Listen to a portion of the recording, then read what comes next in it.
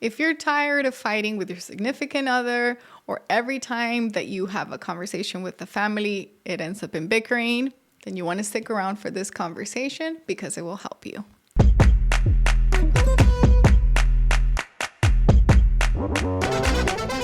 Hello, my loves. Thank you for being here at Ask Norby.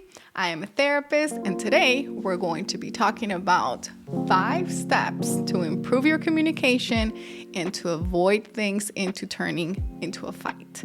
If you stick around till the end, I'm going to give you a bonus tip so that you can use in any relationship so that your communication can be better. So let's get started. So when you talk about a relationship, whether it's for a couple or whether it's with family or a sister or a friend, many times we find ourselves getting into arguments with people. And that's because naturally we all have different points of view. And sometimes when we start having conversations, especially about sensitive topics, then we find that we have different points of view, and I want to try and convince you, or you want to try and convince me, or maybe something happened and we both see different ways of the same event. So how do we stop having these conversations turn into arguments or fights? So step number 1 is soften your approach. And I know that sounds very strange. Like, what do you mean, Norby? What do you mean soften your approach? Well, I want you to think about this in the sense that if you start out with a defensive approach, the other person is automatically going to turn up their defenses and you're going to be more likely to end up into a fight. So soften the beginning, try and bring things down a little bit, maybe the tone of your voice, maybe not use combative words like you did this, or I feel like many times you ignore me, or anything that would be hurtful. And maybe try a little disclaimer. So, like on TV, when it doesn't happen as often now, but it used to, when you would get these kind of disclaimers that would say like, warning, this may contain images of violence or something like that. So that's what I want you to try with your conversations. You're going to put out a disclaimer and you're going to say, honey, or babe, or mom, I want to have a conversation with you about this, but here's the goal. Here's the goal for me to bring this up. And it's because I love you. That me bringing this up doesn't mean that I don't love you. Me bringing this up doesn't mean that I have a problem with you. I just think we need to talk about this, or this situation, or this upcoming event, or whatever it is. So that's step number 1. I want you to soften your approach. Step number 2 is actually pretty strange and kind of funny. And I talk to my husband about this a lot, but we have these skills already. We have the skills to not get into fights and arguments with people. And step number 2 is treat them like you would a stranger. And you're like, what do you mean by that? Well, if I'm a stranger and we bump into each other at Walmart or wherever you go shopping, you're gonna be super polite, right? And you're gonna be like, oh, I'm sorry, excuse me, right? Most people are gonna be polite. If I'm a guest at your house and I come in and I take off my coat and, I put it over on the couch because I'm not sure where to hang it up, you're not gonna come over to me and say, what's wrong with you? Look at you, how filthy. Why didn't you hang it up in the hanger? Or, your shoes are filthy. Why did you bring them in? No, you're gonna be very understanding and you're gonna be very polite and you're going to treat me with respect. But my loves, I don't know what happens when we get married or when we're dealing with family, but many times we forget to treat these people like we do strangers, and we stop having that respect for them. So you already have those skills. Just use them. Start treating your significant other. If there's something they're doing that it bothers you, right? They left the laundry in the washer and didn't put it in the dryer. Okay, treat them with that respect. Honey, or can you please next time just put it over because it's frustrating for me when I come and it's still in the washer, right? Rather than, oh my God, it's always me. I always have to be the one that changes things. So super simple. That's step number 2. Step number 3, it's learn to read when it's time to take a break. So some of the signs, and you can learn this for yourself and for the other person. So some of the signs, if you're having a conversation and it's starting to get to the point where your brain, it's no longer in a productive stance where your conversation is going to lead to anything good other than a fight. Some of the signs are going to be you start feeling hot, you start feeling like your heart's racing, your voices are starting to get a little bit louder, right? You're starting to kind of get to that point. So if you are noticing those signs in yourself or the other person, ask for a timeout. Hey, sis, I think we've reached a point where we got to take a break. I got to gather some of my thoughts. So why don't we take a little break and then we'll come back and have this conversation, right?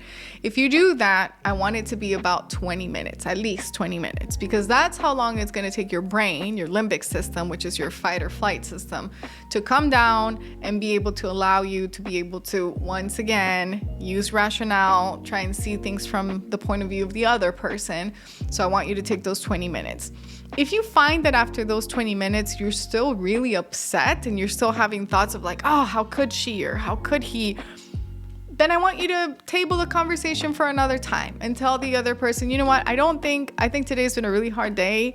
I don't think today's going to be the best day for us to be able to continue this. And let's have this conversation maybe tomorrow, or let's schedule it for another time. So that's step number 3. Step number 4 is super important because sometimes we forget that maybe we're not hurt. Maybe it's not a big deal for us, but perhaps the conversation is hurtful for the other person. If the other person is expressing hurt, I want you to stop what you're doing and give them your full attention so you can provide some empathy. And this can be super hard to do, especially when we're dealing with topics that maybe are hurtful to us as well. But when we don't provide that space in a conversation, especially a difficult one, and the other person is saying things like, well, but you've hurt my feelings, or I've been disappointed by your actions, or anything that's conveying hurt, then the only thing that's going to happen is that they're not going to be able to open themselves up for a resolution, and you're not going to be able to open yourself up for a resolution. So I want you to think about, how can I give that empathy right now? It doesn't mean you have to agree. So if they did something and you're bringing it up and they're becoming defensive and they're being hurtful and you're clearly saying, okay, what you did was not okay, it doesn't mean you have to agree, but you can say, I can understand why you did that. Or I can understand how you're feeling right now. Or I can imagine that was a really difficult decision for you to take. Saying those things does not mean you agree. It's just you trying to put yourself in the other person's shoes.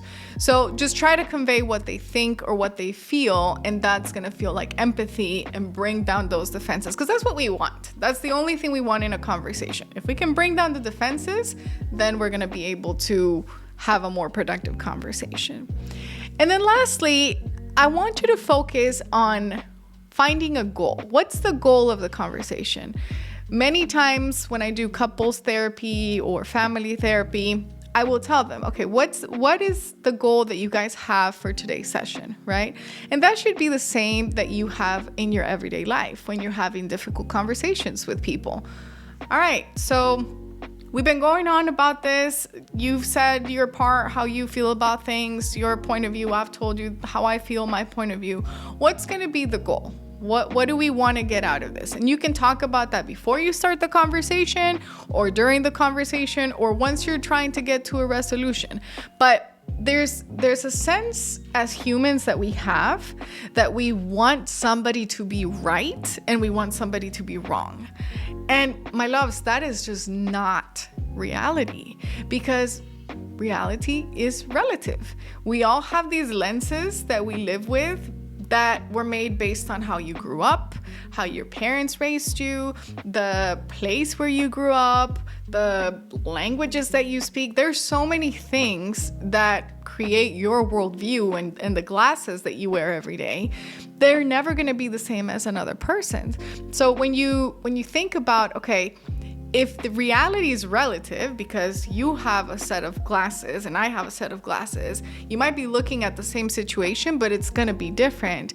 Then how do we focus not on who's right and who's wrong, but on what's the goal? How can we find that middle ground? Maybe it is that we compromise what it is that we're going to do. Maybe it is that you get a turn and I get a turn. Maybe it is that this time it's just something that I'm gonna give in, and it's not worth it because it's not as important for me and it is as important for you.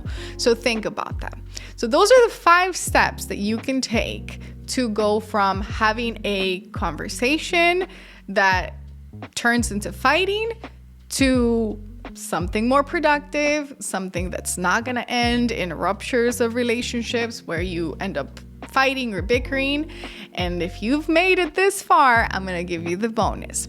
So the bonus is it's a tool called sandwich style communication. So sandwich style communication is this.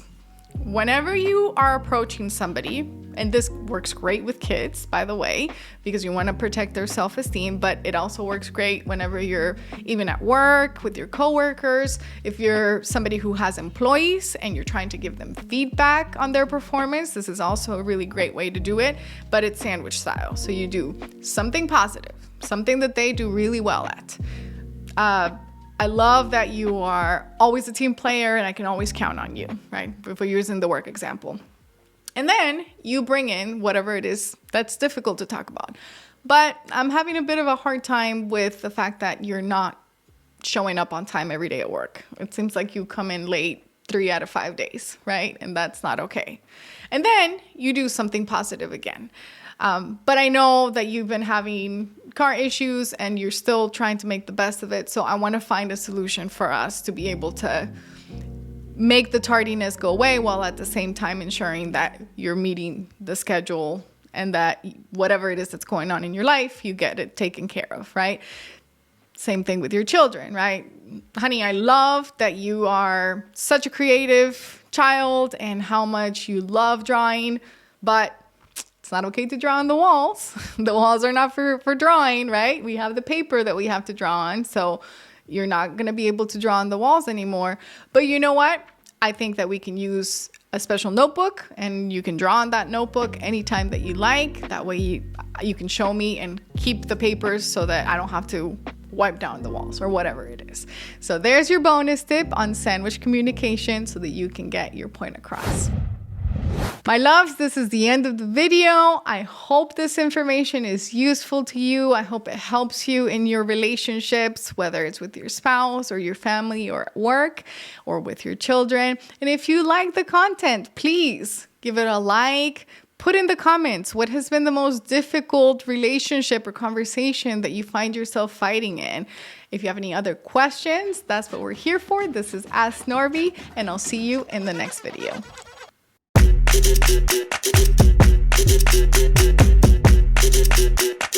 you.